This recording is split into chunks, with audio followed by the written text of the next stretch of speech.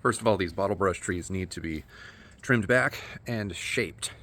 The problem is you can't just go around them with pole saw or a hedge trimmer kind of a thing. The problem is none of these trees have been thinned out in years. If you look up in them, this is just a tangled mat, a mess of gunk. Way up in here, this is like, it almost looks like an eagle's nest. Like it's insane. There's no way to get any light or airflow through this. The whole thing needs to be thinned out before it's ever edged. This one you can see a little bit of light through it, so it's not as bad.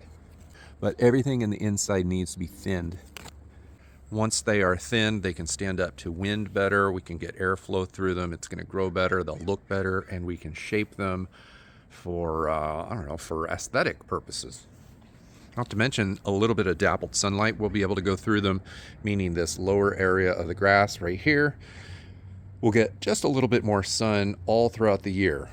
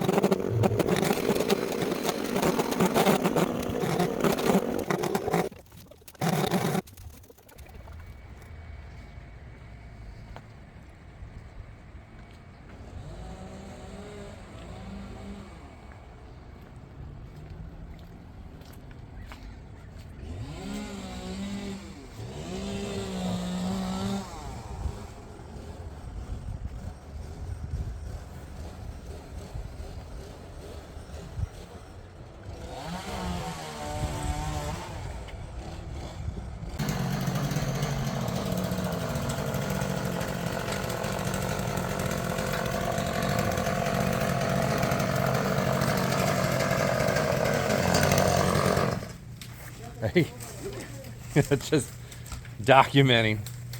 This is crazy, man. Wow. I can see the sky through them. Except for that one. Just skipping that one. Wow. This is wild. Okay, look at the tree. Only this section over here is not yet, but our Yeah. little bit more is done. Yeah, that's awesome. Yeah.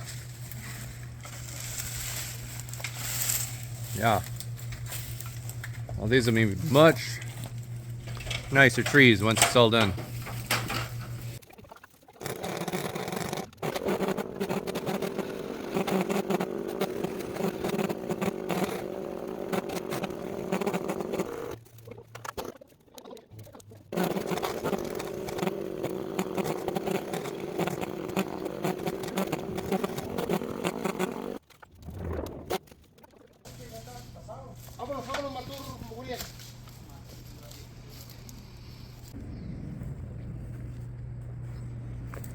So what we're doing here, I'm relying a lot on the arborist and his expertise.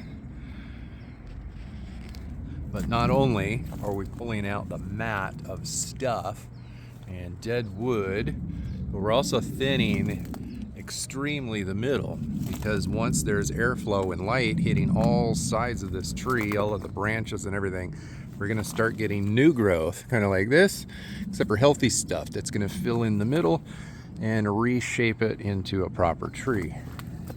Same thing is going on over here.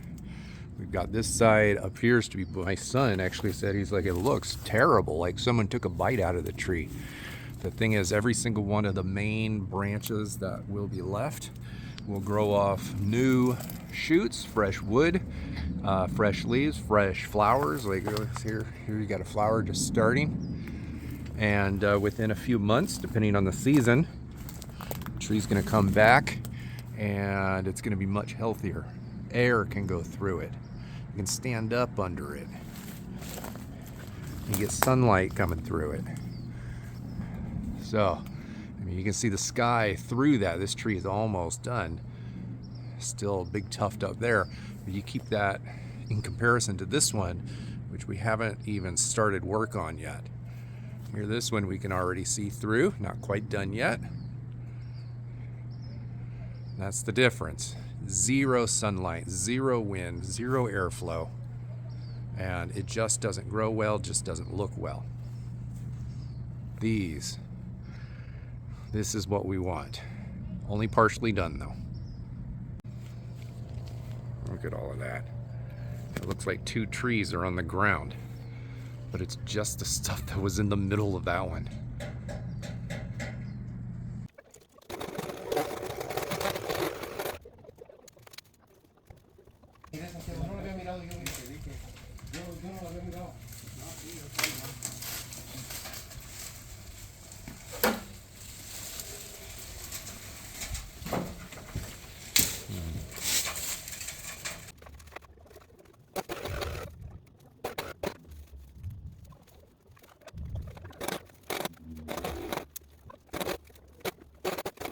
Think? A lot more than I thought there would be. That's a lot more. What do you think? Is it pretty cool? Yeah. Yeah. Half of her tree is gone. I feel like